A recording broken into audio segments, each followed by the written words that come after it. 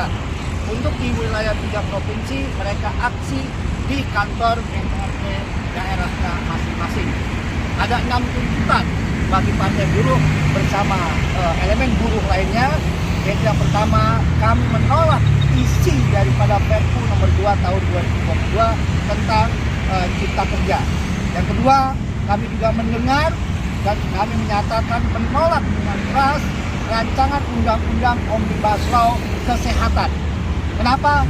Karena draftnya akan mereduksi daripada undang-undang BPJS Ketenagakerjaan dan juga akan mengadop atau mereduksi undang-undang BPJS Ketenagakerjaan. Tentu ini sangat-sangat membahayakan bagi kaum pekerja, kaum buruh. Yang ketiga, kami juga meminta kepada Kemenaker khususnya pengawasan tentang K3. Kasus Morowali yang kemarin terjadi kerusuhan itu sebetulnya diawali bahwa banyak terjadi kecelakaan, bahkan telah meninggal 2 orang jatuh dari tren ke tungku, ya, terbakar. Juga tentu ada hak-hak karyawan yang lain yang tidak dipenuhi. Intinya K3 kami minta harus betul-betul diawasi dengan ketat dan diimplementasikan dengan benar. Yang keempat, perlindungan terhadap para pekerja outsourcing di perusahaan-perusahaan BUMN. Lagi-lagi negara memberi contoh yang buruk kepada masyarakat, kepada rakyat, di mana para pekerja BUMN outsourcingnya hari ini mereka bukannya lebih baik, malah lebih buruk. Contoh, upah mereka malah turun, perlindungan mereka malah turun. Kemudian khusus yang di sektor PLN, ya, ini yang sangat tragis, di mana ada pelanggan PLN dalam waktu yang harusnya dia membayar kemudian tidak membayar, maka akan jatuhnya hutang. Tapi kebijakan manajer area PLN dia tidak mau ada pelanggannya yang dinyatakan berhutang, maka konsekuensinya si karyawan, si pekerja PLN itu yang harus menggantikannya, membayarkannya, ya, dengan istilah talangan. Ini sangat ironi.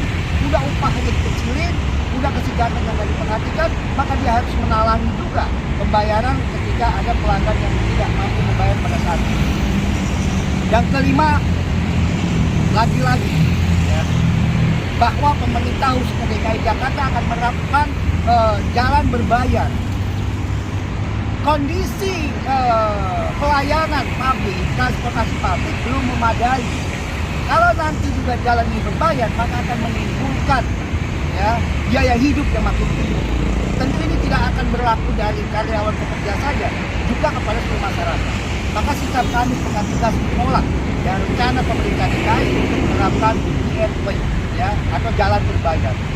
Terakhir, kami minta perlindungan terhadap pekerja-pekerja perkebunan, terhadap pekerja-pekerja lokal, ya, yang tidak boleh didiskriminasi. Morowali, sekali lagi yang saya katakan di pabrik nikel Morowali terjadi diskriminasi yang luar biasa terhadap pekerja lokal. Jenis pekerjaan yang sama, ya, tapi upahnya yang sangat berbeda dengan pekerja-pekerja TKA Cina. Ya, di perkebunan pun demikian. Ironi, ini negeri adalah penghasil minyak terbesar di dunia, tapi para pekerjanya, para karyawannya justru sangat-sangat miris kehidupannya. Maka dalam kesempatan ini, aksi kami 6 Februari di depan DPR RI ini menyatakan 6 tuntutan itu. Wahai para anggota DPR, kalau memang benar kalian adalah wakil rakyat, maka hari inilah saatnya kalian berpihak kepada kami, para pekerja, masyarakat Indonesia. Tapi bila juga tidak mendengar apa yang kami tuntut hari ini, tentu kami akan meninggalkan dirimu dari 2024. Itu sekali lagi kami minta kepada DPR RI buat tuntutan 6 tuntutan kami, ya.